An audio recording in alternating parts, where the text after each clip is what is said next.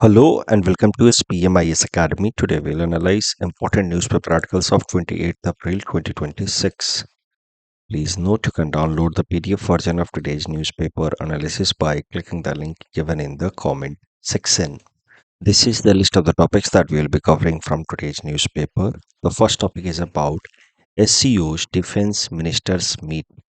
Important from our syllabus GS Paper 2 International Relations point of view.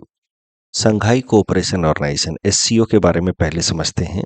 So it is a permanent intergovernmental organisation.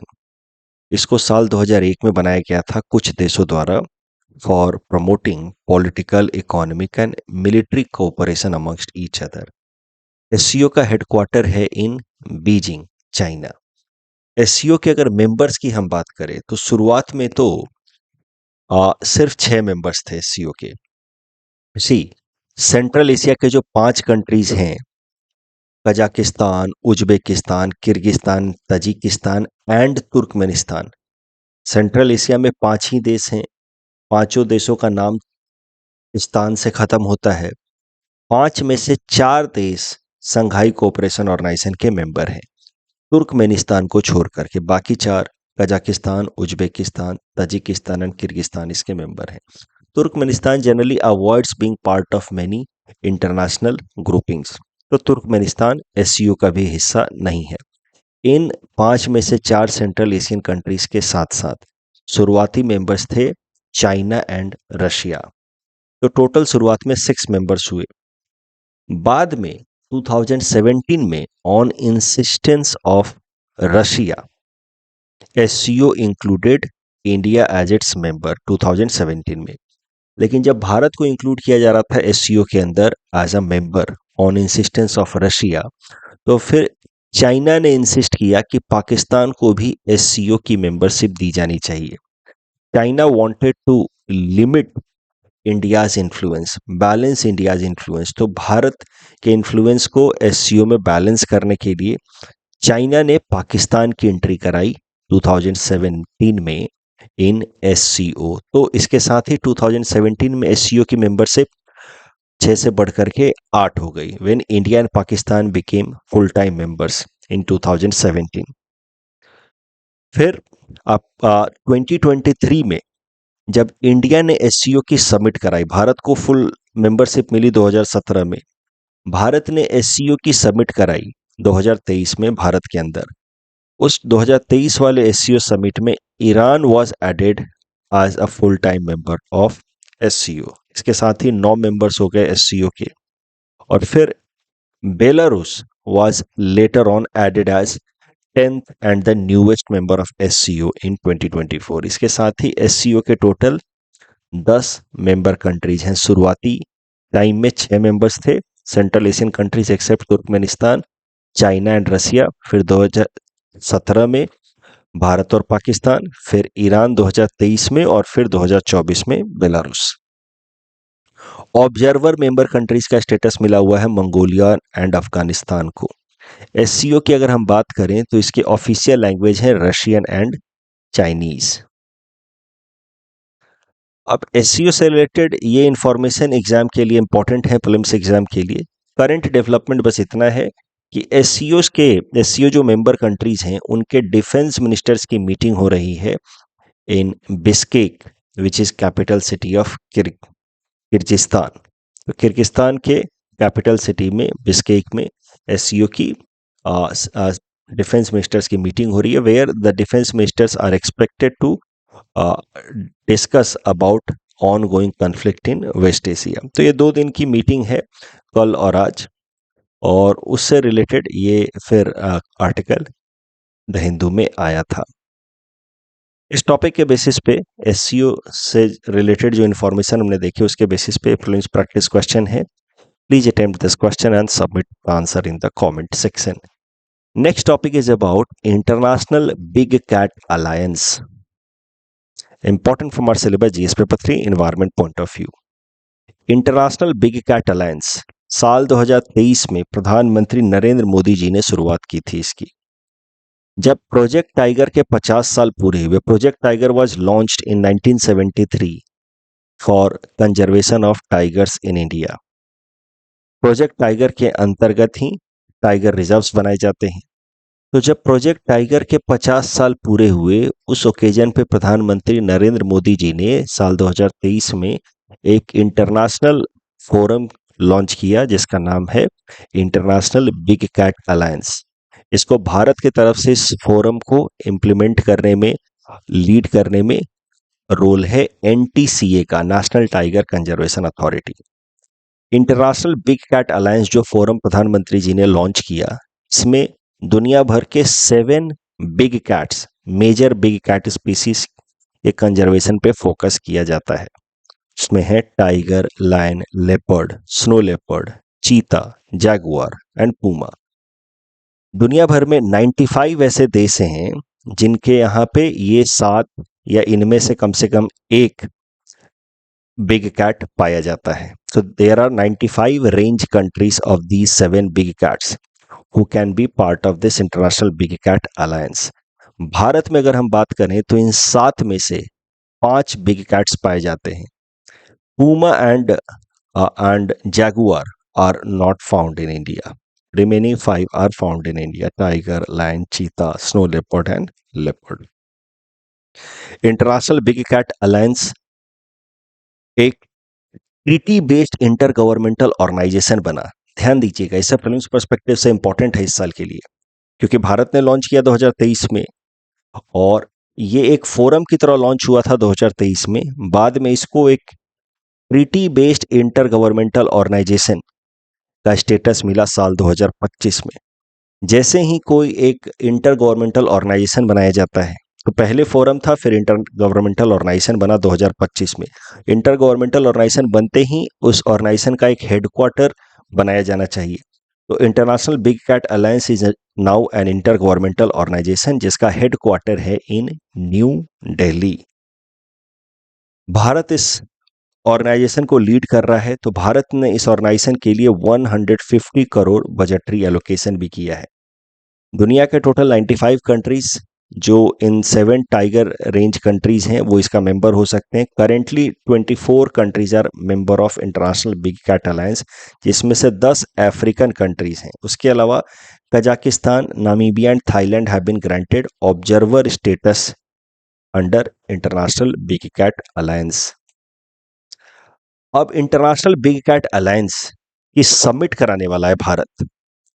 International big cat alliance को भारत ने ही launch किया है, उसका headquarter Bharat में है new Delhi में। अब उसकी समिट होगी, उसके मेंबर कंट्रीज हैं, उनके रिप्रेजेंटेटिव्स मिलेंगे on 1 June in India.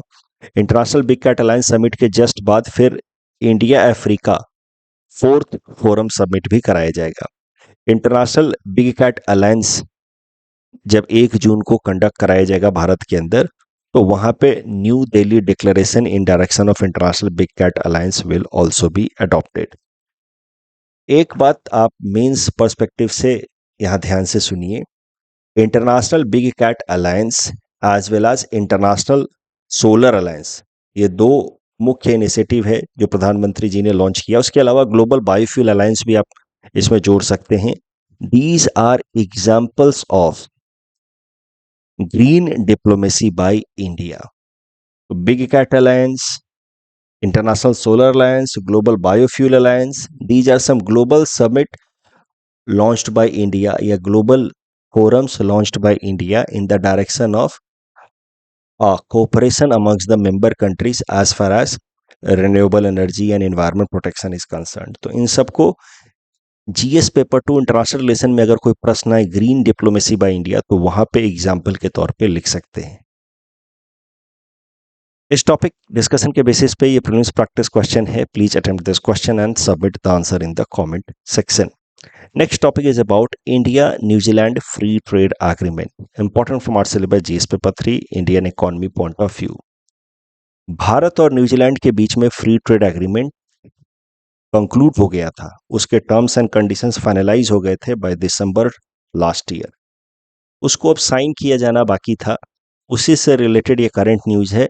Bharat के कॉमर्स मिनिस्टर भारत की तरफ से, साथ ही साथ ट्रेड मिनिस्टर फ्रॉम न्यूजीलैंड, दोनों ने मिलकर के India New Zealand free trade agreement को साइन कर दिया है। India New Zealand free trade agreement को अगर हम उसका ओवरव्यू देखें तो उसमें हमें पता चलेगा कि New Zealand will remove tariff on almost all goods that are imported by it from India. तो न्यूजीलैंड ने लगभग सारी ही चीजें पे टैरिफ्स हटा दिए हैं जो भारत से वो इंपोर्ट करता है, जबकि इंडिया विल एलिमिनेट और reduce tariff on about 95% of imports from New Zealand. Bharat ने पूरी तरीके से इंपोर्ट टैरिफ नहीं हटाए हैं। 95% तक प्रोडक्ट्स पे इंपोर्ट पे टैरिफ भारत ने या तो रिड्यूस किया है नहीं तो हटाया है। जो सबसे नोटेबल एक्सेप्शन है India New Zealand free trade agreement में, वो है डेयरी प्रोडक्ट से रिलेटेड। तो मुझे लगता है इससे रिलेटेड प्रीलिम्स में प्रश्न आ सकता है। India New Zealand free trade agreement specially with respect to dairy. देखिए, डेयरी सेक्टर की अगर हम बात करें तो India is world's largest producer of milk. Milk का तो भारत दुनिया का सबसे बड़ा प्रोड्यूसर है, लेकिन भारत में चूंकि जनसंख्या ज़्यादा है, बहुत सारे फार्मर्स जो स्मॉल एंड मार्जिनल फार्मर्स हैं वो मिल्क प्रोड्यूस करते हैं। साथ ही साथ there are cooperative networks like Amul, या असम के अंदर वमूल है जो पूर्वी ब्रांड प्रोड्यूस करता है। इस तरीके से भारत के जो कोऑपरेटिव नेटवर्क्स हैं जिसका अल्टीमेटली मेंबर्स स्मॉल फार्मर्स ही होते हैं। इसके अलावा कई सारे स्मॉल एंड मार्जिनल फार्मर जो हैं वो इंडिविजुअल लेवल पे मिल्क प्रोड्यूस करते हैं। तो भारत ओवरऑल मिल्क का लार्जेस्ट प्रोड्यूसर है, लेकिन मिल्क सेक्टर में हम बहुत ऑर्गेनाइज नहीं हैं ताकि हम मिल्क प्रोडक्ट्स बना पाएं और उनको एक्सपोर्ट कर पाएं। वहीं न्यूजीलैंड की अगर हम बात करें तो न्यूजीलैंड की जनसंख्या बहुत कम है, और न्यूजीलैंड जो है देश वो मिल्क सेक्टर में बहुत डेवलप्ड है। It is world's largest exporter of milk and dairy products. Milk related कई सारे वो प्रोसेस्ड आइटम बनाते हैं जैसे चीज, मिल्क पाउडर, और पूरे दुनिया भर में एक्सपोर्ट करते हैं। न्यूजीलैंड जितना भी milk and dairy products produce करता है उसका 90% वो एक्सपोर्ट कर देता है, और पूरे दुनिया भर में जितना भी डेयरी प्रोडक्ट्स एक्सपोर्ट होता है उसका 20% अकेला न्यूजीलैंड से आता है। तो New Zealand is a very big country as far as milk and related products exports are concern. अगर डेयरी सेक्टर को ओपन कर देता Bharat under free trade agreement, तो फिर न्यूजीलैंड से डेयरी प्रोडक्ट्स लार्ज अमाउंट में भारत के अंदर इंपोर्ट होते, जिससे भारत के स्मॉल एंड मार्जिनल फार्मर्स को इम्पैक्ट होता, उनका उनका लाइवलीहुड या उनका इनकम अपॉर्चुनिटी रिड्यूस होता। तो ये एक मेजर पॉइंट ऑफ कंटेंशन था between India and New Zealand free trade agreement, that was dairy sector. Ultimately India did not open it's dairy sector for New Zealand dairy companies. तो ये point ध्यान रखना है। साथ ही साथ ध्यान रखना है कि New Zealand is the world's largest exporter of milk and dairy products. इस पे प्रीलिम्स में प्रश्न बन सकता है। भारत दुनिया का सबसे बड़ा मिल्क प्रोड्यूसर कंट्री है, ये तो आई होप आप जानते ही होंगे। तो dairy products like milk, cream, whey, yoghurt, cheese के अलावा कुछ animal products except sheep meat and some agriculture products like onion, चना, पीस, इन सब प्रोडक्ट्स के ऊपर भारत ने एग्जेम्पशंस नहीं दिए हैं। बाकी बहुत सारे एरियाज भारत ने ओपन कर दिए हैं न्यूजीलैंड के लिए फॉर लिबरलाइज्ड ट्रेड। इस टॉपिक डिस्कशन के बेसिस पे प्रीलिम्स प्रैक्टिस क्वेश्चन है। Please attempt this question and submit the answer in the comment section. Next topic is about Doppler weather radar under mission Mausam. Important from our syllabus GS paper 3 science and technology point of view. पहले समझते हैं Indian meteorological department के बारे में। इसको establish किया गया था 1875 में, तो इसके 150 साल से भी ज़्यादा पूरे हो गए। पिछले साल इंडियन मेट्रोलॉजिकल डिपार्टमेंट ने 150 साल बनाया। Director general of metrology is head of IMD. Indian meteorological department के 6 रीजनल सेंटर्स हैं, उनमें से एक गुवाहाटी में भी है। इसका हेड क्वार्टर न्यू दिल्ली में है। Indian meteorological department works under ministry of earth sciences. नाम से जैसा आपको समझ आ रहा है, इसका काम है मेट्रोलॉजिकल ऑब्जर्वेशन लेना और वेदर फोरकास्टिंग करना। Weather forecasting for agriculture, shipping, aviation, offshore, oil exploration, इन तमाम एक्टिविटीज में वो फिर weather forecasting done by Indian meteorological Department काम आता है। इंडियन मेट्रोलॉजिकल डिपार्टमेंट के अंतर्गत पिछले साल लॉन्च किया गया एक इनिशिएटिव जिसका नाम है मिशन मौसम। इसके अंतर्गत 2000 करोड़ रुपए खर्च किए जाएंगे और 100 डॉपलर वेदर रडार्स भारत के अलग अलग हिस्सों में लगाए जाएंगे। डॉपलर वेदर रडार्स लगाने से वेदर फोरकास्टिंग और ज़्यादा एक्यूरेट हो पाएगी। मिशन मौसम को लाया आईएमडी ने 100 डॉपलर वेदर रडार्स लगाए जाएंगे, 2000 करोड़ रुपए खर्च किए जाएंगे. It has to be implemented. Mission Mausam will be implemented by IMD in association with IITM, Indian Institute of Tropical Meteorology, which is in Pune. ये डॉपलर वेदर रडार्स हैं क्या, कैसे वो काम करते हैं, वो भी थोड़ा समझ लेते हैं. डॉपलर वेदर रडार्स क्या होते हैं, कैसे काम करते हैं, उनको समझने के लिए हमें पहले फिजिक्स का एक कॉन्सेप्ट डॉपलर इफेक्ट वो समझना चाहिए.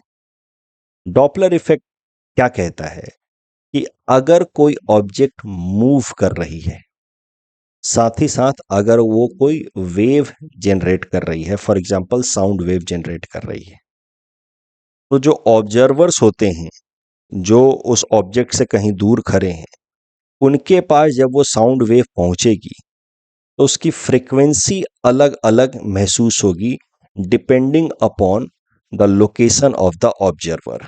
जैसे मान लीजिए कि एक एम्बुलेंस है और ये एक साउंड वेव जनरेट कर रहा है, सायरन जनरेट कर रहा है जो एक साउंड वेव है. अब ये एम्बुलेंस इस डायरेक्शन में मूव कर रहा है.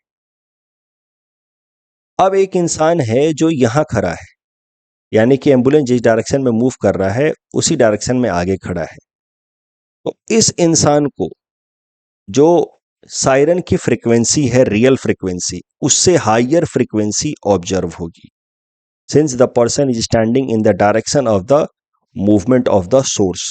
तो इसको जो फ्रीक्वेंसी ऑब्जर्व होगी that will be higher than the real frequency released by the siren of the ambulance.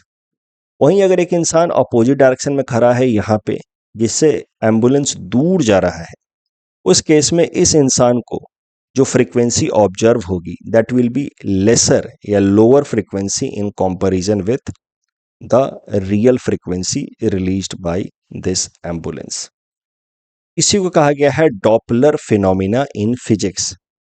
When the source and the receiver are in relative motion, then the frequency observed is different. If they are moving closer, frequency increases. If they are moving away, ये है observer, ये है source, और अगर ये दूर जा रहे हैं एक दूसरे से तो फिर the frequency appear will be lower. इसी फिनोमिना का इस्तेमाल किया जाता है इन डॉपलर वेदर रडार. इस तरीके से डॉपलर वेदर रडार्स को इंस्टॉल किया जाएगा भारत के अलग अलग हिस्सों में 100 जगहों पे, और ये रेडियो वेव्स भेजेगा. मैंने यहां साउंड वेव की मदद से समझाया, there could be other waves पे भी ये Doppler effect is equally applicable. तो ये जो डॉपलर वेदर रडार है ये रेडियो वेव्स भेजेगा, और ये रेडियो वेव्स जा करके टकराएंगी बादलों से, हवाओं से, और वापस आएंगी. तो टकराएंगी, वापस आएंगी. अब देखिए, ये बादल अगर दूर जा रहा है इस रेडियो वेव से, इस डॉपलर वेदर रडार से अगर दूर जा रहा है, तो उस केस में जो फ्रीक्वेंसी ऑब्जर्व्ड होगी that will be lower than the actual frequency thrown. अगर ये बादल दूर जा रहा है तो. अगर ये बादल नजदीक आ रहा है तो उस केस में जो फ्रीक्वेंसी है, रिटर्निंग वेव की फ्रीक्वेंसी है, दैट विल अपीयर हायर. तो यहां पे जो हमने कॉन्सेप्ट सीखा उसी को यहां लगाइए. ये रहा हमारा सोर्स. ये सोर्स से हम लोग रेडियो वेव्स भेज रहे हैं, साथ ही साथ जो रिफ्लेक्टेड रेडियो वेव्स आ रहे हैं उसको हम लोग रिसीव भी कर रहे हैं. अब अगर ये बादल दूर दूर जा रहा है तो जो रिफ्लेक्टेड बैक रेडियो वेव है उसकी फ्रीक्वेंसी कम होगी. अगर ये बादल नजदीक आ रहा है तो रिफ्लेक्टेड बैक जो रेडियो वेव से उसकी फ्रीक्वेंसी थोड़ी ज्यादा होगी, क्योंकि दोनों एक दूसरे के डायरेक्शन में मूव कर रहे हैं.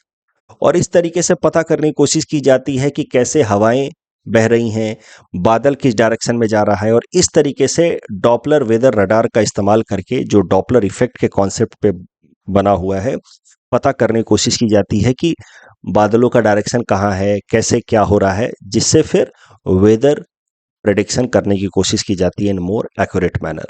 डॉपलर रडार्स में मेनली 2 तरीके के बैंड्स का इस्तेमाल किया जाता है रेडियो वेव में. S band radar, S band का वेवलेंथ ज्यादा होता है, तो S band is used for long range monitoring. जबकि लॉन्ग डिस्टेंस मॉनिटरिंग, क्योंकि उसका वेवलेंथ ज़्यादा है, एक्स बैंड रडार इसका वेवलेंथ कम है लेकिन फ्रीक्वेंसी ज़्यादा है। फ्रीक्वेंसी ज़्यादा होने की मदद से X band radar produces high resolution local weather forecasting. तो लार्जर डिस्टेंस की फोरकास्टिंग के लिए S band radar, regional forecasting के लिए एक्स बैंड रडार का इस्तेमाल किया जाता है। S is for long, X is for short but higher frequency. Currently news simple है, आईआईटीएम पुणे ने एक एक्स बैंड डॉपलर वेदर रडार इस्टेब्लिश किया है at Mahabaleshwar near Pune under mission Mausam. This news is not that important, लेकिन Doppler radar, mission Mausam, IMD ये सब जरूरी है। इस टॉपिक के बेसिस पे प्रीलिम्स प्रैक्टिस क्वेश्चन है। Please attempt this question and submit the answer in the comment section. ऐसा सवाल आपसे GS paper 3 science and technology में पूछा जा सकता है। Explain the working of Doppler weather radar and examine its significance in context of mission Mausam. Panchayati राज दिवस से रिलेटेड जो हमने प्रैक्टिस क्वेश्चन लिया था, इसमें दोनों स्टेटमेंट सही हैं। 73rd कॉन्स्टिट्यूशन अमेंडमेंट एक्ट की मदद से पंचायती राज सिस्टम लाया गया, विच केम इनटू फोर्स ऑन 24 अप्रैल 1993, और नेशनल पंचायती राज दिवस 24 अप्रैल को मनाया जाता है since 2010। With reference to constitution of India, provision और लिमिटेशन और provisions contained in ordinary law cannot act as prohibition or limitation on constitutional powers under Article 142। Basically ordinary law जितना ही gravity होगा सुप्रीम कोर्ट के आदेश का, ऐसा लिखा है article 142 में। यानी कि कोई ऑर्डिनरी लॉ सुप्रीम कोर्ट के आदेश को अंडर आर्टिकल 142 सुपरसीड नहीं कर सकता। इसी बात को थोड़ा घुमा करके लिखा है यहाँ पे। Correct answer will be option B. Jhum cultivation सीधा सीधा है, 1 and 3 are correct, 2nd and 4th are wrong. Jhum cultivation happens in the same plot continuously for many years, this is wrong। ये तो shifting cultivation and झूम cultivation helps in maintaining soil fertility, this is also wrong। Benai Menas community is mainly found in Manipur, Mizoram, and they claim descendant to be one of the lost tribe of Israel। Both statements are correct। That's all from our side for today। Thanks for watching।